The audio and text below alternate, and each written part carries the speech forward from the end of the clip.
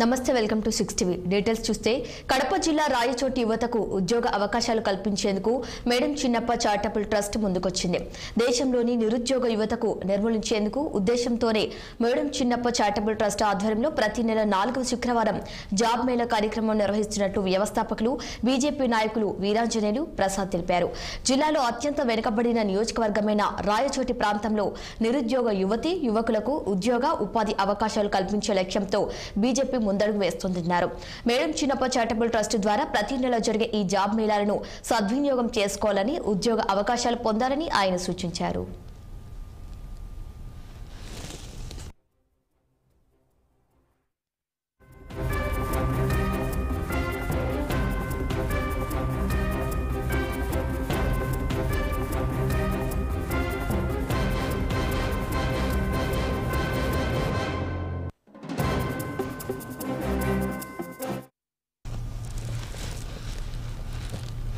నిరుద్యోగ యువతకు ఉద్యోగ కల్పన కల్పించాలనే లక్ష్యంతో సీనియర్ నాయకులు బీజేపీ నేత వీరాంజనేయ ప్రసాద్ గారు ప్రతి నెల లాస్ట్ శుక్రవారం రోజు ఆయన నిరుద్యోగులకు ఉద్యోగం కల్పించేందుకు ఒక జాబ్ మేళా నిర్వహిస్తూ ఉన్నారు. దీనికి సంబంధించి వీరాంజనేయ ప్రసాద్ గారిని అడిగి తెలుసుకున్నాం. సార్ చెప్పండి సార్, మీరు ప్రతి నెల నిరుద్యోగులకు ఉద్యోగ భద్రత కల్పించాలనే ఉద్దేశంతో ప్రతి నెల జాబ్ మేళా నిర్వహిస్తున్నారు. ఈ జాబ్ మేళా నిర్వహించడానికి గల కారణాలు ఏంటి? ఆంధ్రప్రదేశ్ రాష్ట్రంలో రాయచోటి శాసనసభ నియోజకవర్గం అనేది పూర్తిగా వెనుకబడిన ప్రాంతం. అగ్రికల్చర్గా, హార్టికల్చర్గా, ఎంప్లాయ్మెంట్ సెక్టార్లో ప్రభుత్వ యాజమాన్యం కానీ ప్రైవేట్ యాజమాన్యం కానీ ఏ విధమైన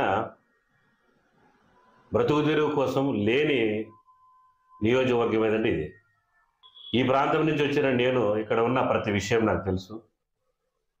చాలా సంవత్సరాలుగా ఈ ప్రాంతం నుంచి వివిధ కార్యక్రమాల్లో నేను భాగస్వామ్యం అవుతున్నా. మా దగ్గర ఉన్న సమాచారం ప్రకారం రాయచోటి శాసనసభ నియోజకవర్గ పరిధిలో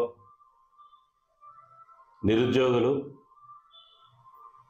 చదువుకున్న వాళ్ళు దాదాపుగా 10,000 మంది పైన ఉన్నారనేది మా దగ్గర ఉన్న సమాచారం.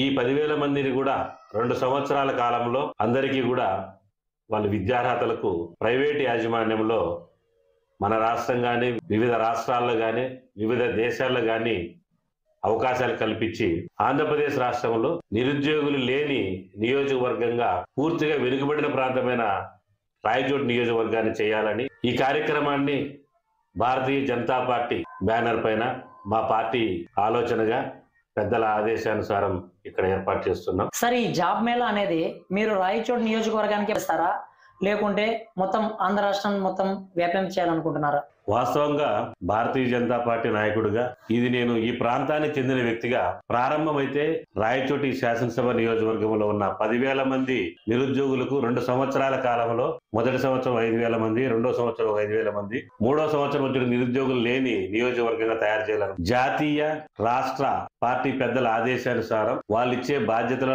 ప్రకారం ఈ జాబ్ మేళాను రాష్ట్రంలో ఉన్న భారతీయ జనతా పార్టీతో కలిసి ఉన్న ఎన్డీఏ ప్రభుత్వం ఏదైతే ఉందో ప్రభుత్వ పెద్దల ఆదేశానుసారం ఆంధ్రప్రదేశ్ రాష్ట్రంలో కూడా విస్తృత స్థాయిలో అన్ఎంప్లాయ్మెంట్ సోర్స్ను తీర్చాలనే ఉద్దేశం ఉంది.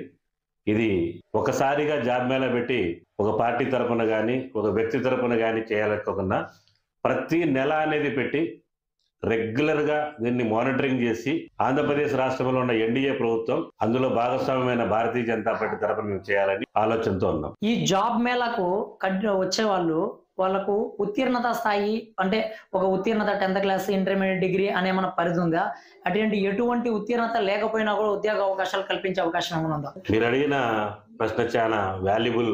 సమాజంలో ఇది చాలా మంది అందట్లో ఆగిపోతున్న విషయం ఏంటంటే, మేము ఏం చదువు మీరు జాబ్ మేళా పెడుతున్నారు, ఏ విద్యార్హతలు ఉండే వాళ్ళకు ఉద్యోగాలు ఉంటాయనేది అంటున్నారు. అసలు వాస్తవాలు మాట్లాడుకుంటే విద్యార్హతలతో ప్రామాణికం లేకుండా ప్రైవేట్ యాజమాన్యంలో ఉద్యోగాలు ఉంటాయి. ఏ విద్యార్హత లేని స్త్రీ పురుషులకు కూడా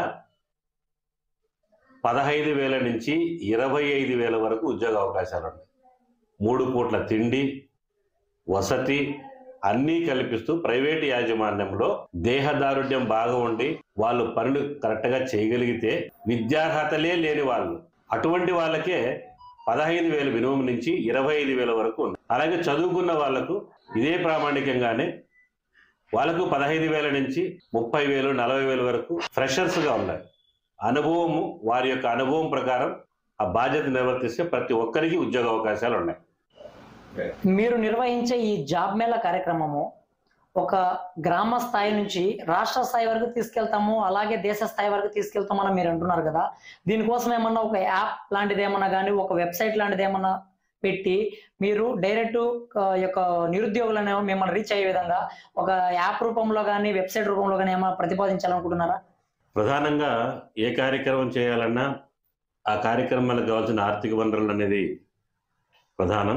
భారతీయ జనతా పార్టీ ఆధ్వర్యంలో భారతీయ జనతా పార్టీ నాయకుడిగా నేను చేసే ఈ కార్యక్రమాల్లో మా కుటుంబ సంస్థ అయిన